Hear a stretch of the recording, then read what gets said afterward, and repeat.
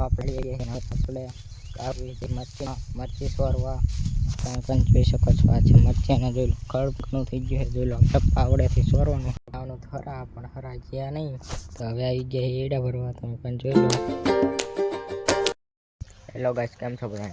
મજામાં જ હશો. તો જોઈ લો આપણે હરા થઈ ગયા હાલતા જવાનું છે વાડીએ. તમે જોઈ લો આપણે રોડે હાલતા થઈ ગયા છીએ. તો મળીએ વાડીએ જઈને. આપણે આવી મરચી સોરવા તમે પણ જોઈ શકો છો. આ છે મરચીને જોઈ લો, કડક ઘણું થઈ ગયું છે. જોઈ લો પાવડેથી સોરવાનું. ચાલો સોરવા મંડી